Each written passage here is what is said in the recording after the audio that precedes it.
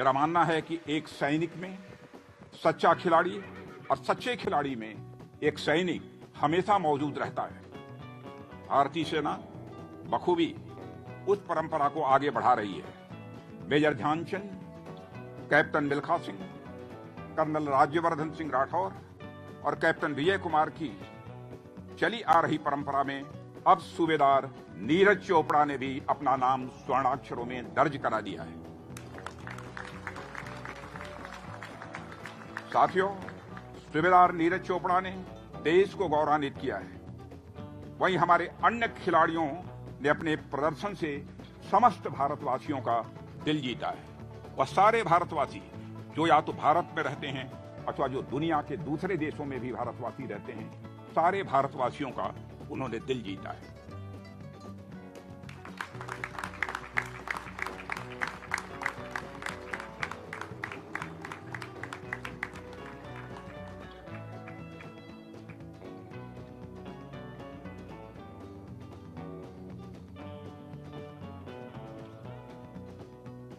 धन्यवाद। अब मैं माननीय मुख्य अतिथि श्री राजनाथ सिंह जी से अनुरोध करती हूं कि वे हम सब की हौसला अफजाई के लिए 2 शब्द कहें। माननीय मुख्य अतिथि महोदय।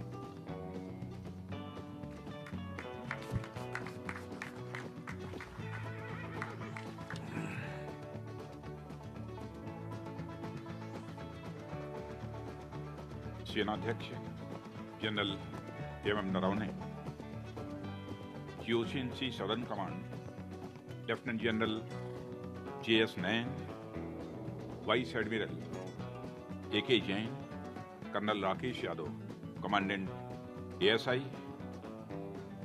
सूबेदार नीरज चोपड़ा, मंच पर उपस्थित मेरे सभी बहादुर ओलंपियंस, आर्म फोर्सेस एवं महाराष्ट्र पुणे के अधिकारीगण एवं मीडिया को ये साथियों, देवियों व सज्जनों, कुछ भी कहने के पहले जो भी ऑडियंस यहां पर मौजूद है, सबसे मैं ये अपील करना चाहूंगा, इस बार के ओलंपिक ने जिन्होंने मेडल हासिल किया है उन्हें भी, और जिन्होंने पार्टिसिपेट किया है और मेडल हासिल करते करते चूक गए हैं, रह गए हैं, उन सबकी हौसला अफजाई के लिए एक बार अपने स्थान से ही तालियां बजाकर सभी का अभिनंदन करें। आप सभी का स्वागत करें।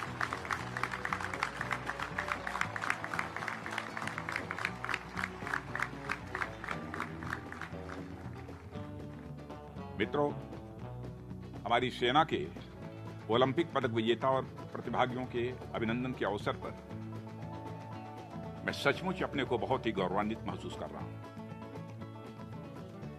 इन ओलंपियंस ने सारी दुनिया में भारत के मस्तक को ऊंचा किया है और मुझे बतलाया गया है कि हमारे सेना के 23 खिलाड़ियों ने ओलंपिक में पार्टिसिपेट किया था। कुछ ने मेडल हासिल किया, कुछ मेडल हासिल करने से कुछ ही दूर रह गए थे।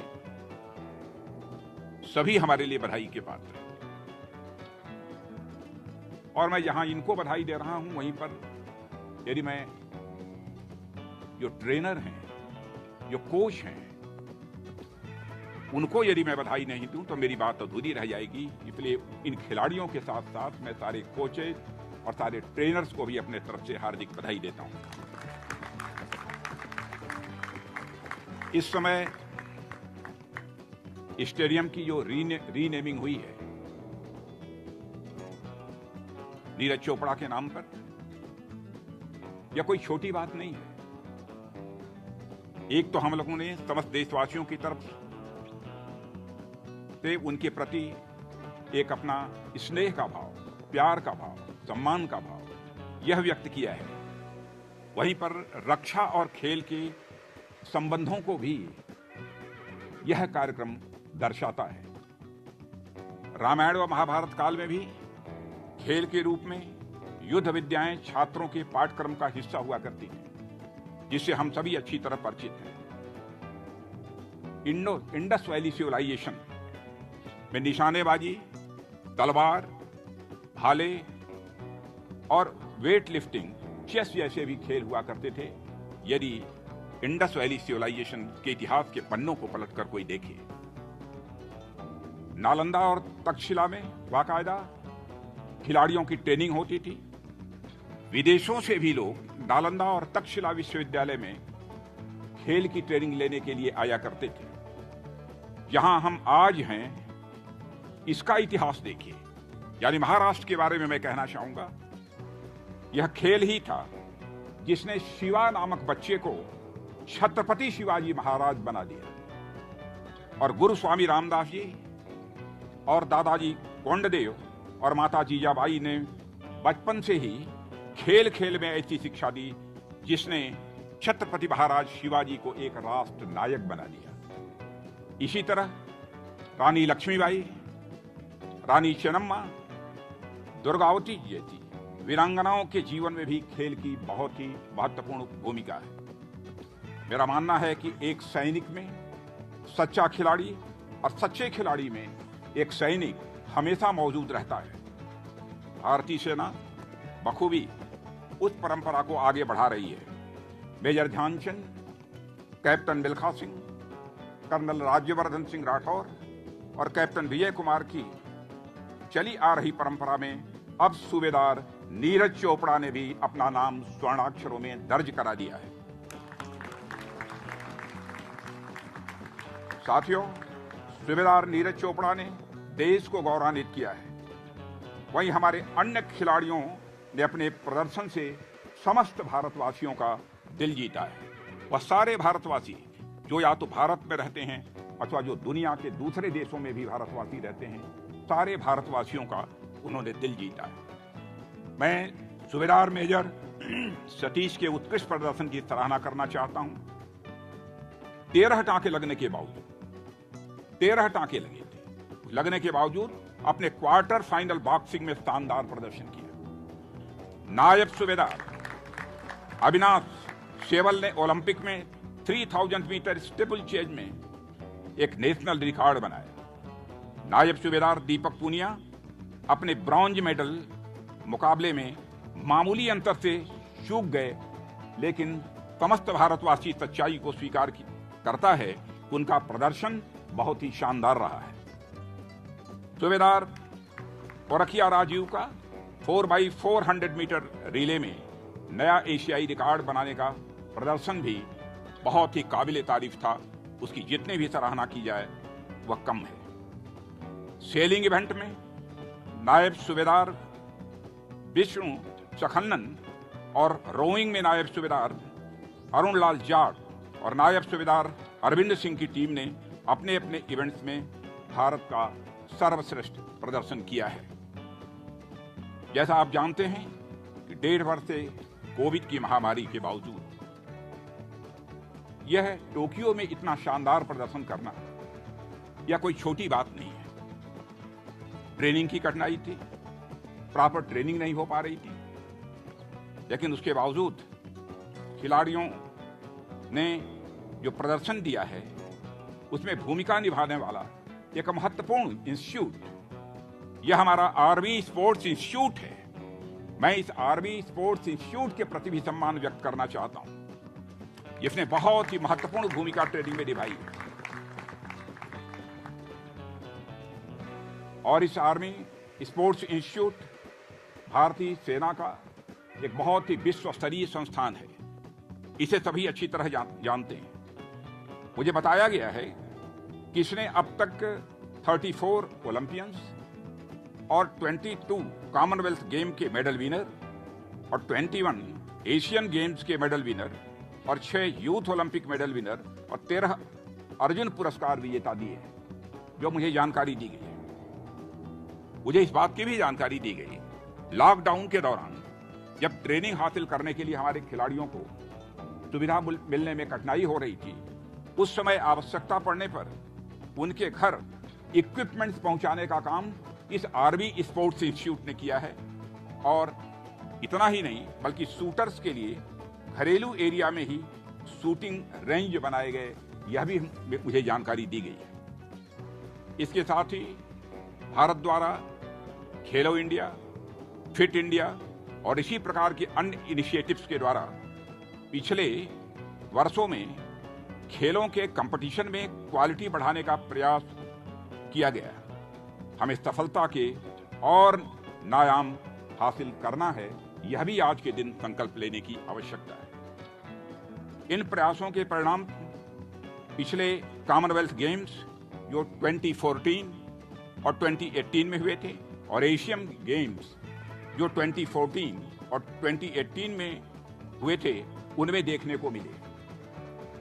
2014 में हम लोगों ने 64 मेडल हासिल किए, 2018 में 66 मेडल हासिल किए, 2014 में एशियन गेम में 57 मेडल हासिल किए और 2018 में 70 मेडल्स हासिल किए। खेलकूद में मेडल्स का महत्व तो है, लेकिन ज्यादा महत्व इस बात में इससे व्यक्तित्व का सर्वांगीण विकास होता है, पर्सनालिटी का एक कॉम्प्रिहेंसिव डेवलपमेंट होता है। इस सच्चाई को भी कोई नकार नहीं सकता।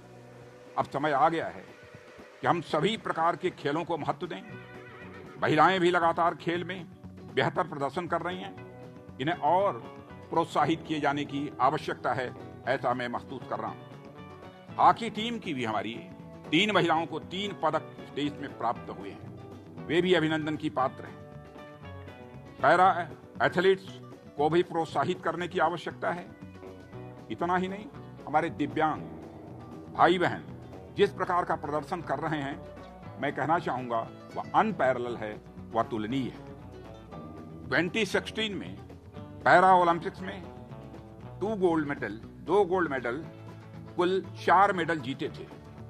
मित्रों, किसी भी एथलीट के जीवन में सबसे महत्वपूर्ण क्षण होता है जब वो हाथ में तिरंगा पकड़ता है। इसका अनुभव इस बार सूबेदार नीरज चोपड़ा ने टोक्यो में किया होगा। मैं समझता हूं कि जब सूबेदार नीरज चोपड़ा वो गोल्ड मेडल देते समय टोक्यो में राष्ट्रगान बजा, तब एक एक भारतीय का सीना चौड़ा हो गया था। आज इस मंच से इन तमाम खिलाड़ियों से कहना चाहूंगा कि आप केवल एक खिलाड़ी नहीं हैं, बल्कि देश के युवकों के आप एक लीडर भी हैं। लीडर की जिम्मेदारी होती है फॉलोअर्स को सही दिशा देना।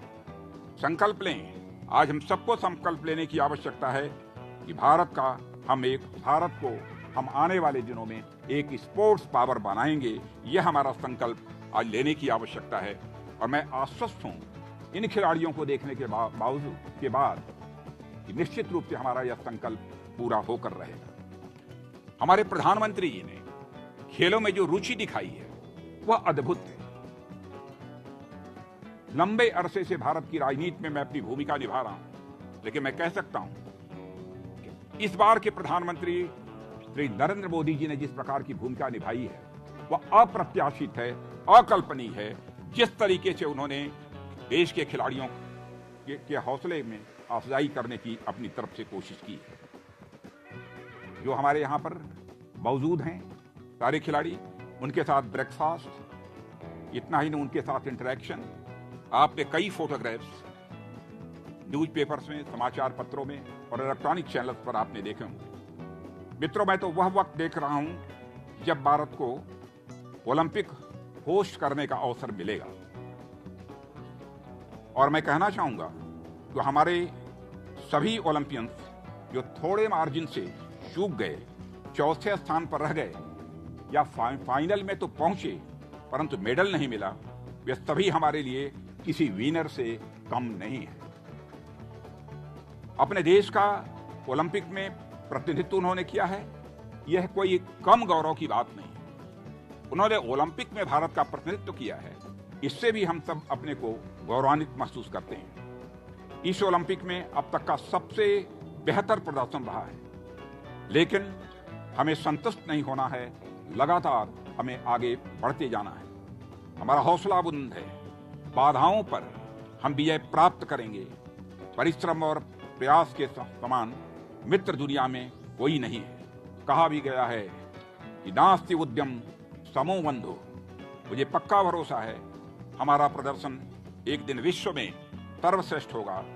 इन्हीं शब्दों के साथ आप सबको बधाई देता हूं और भविष्य के प्रयासों के लिए भी अपनी हार्दिक शुभकामनाएं देता हूं। मैं सदर्न आर्मी कमांड के प्रयासों की भी सराहना करता हूं, जिन्होंने इस वर्ष बाढ़ और कोविड दोनों के दौरान हाई कॉम्बैट रेडीनेस, मानवीय सहायता और डिजास्टर रिलीफ इफर्ट्स की दृष्टि से भी प्रशंसनीय कार्य किए हैं। इन्हीं शब्दों के साथ पुनः ओलंपिक में पार्टिसिपेट करने वाले सभी खिलाड़ियों को का स्वागत करते हुए और भविष्य के लिए भी अपनी हार्दिक शुभकामनाएं देते हुए अपना निवेदन समाप्त करता हूं।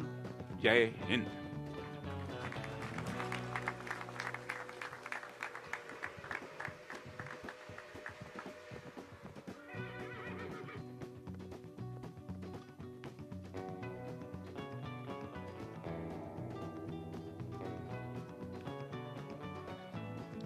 जय हिंद। मैं colonel Rakesh Yadav, commandant army sports institute, माननीय रक्षा मंत्री श्री राजनाथ सिंह जी का आर्मी स्पोर्ट्स इंस्टीट्यूट में आकर खिलाड़ियों को पुरस्कृत करने व हम सभी का मनोबल ऊंचा करने के लिए बहुत बहुत आभार व्यक्त करता हूं।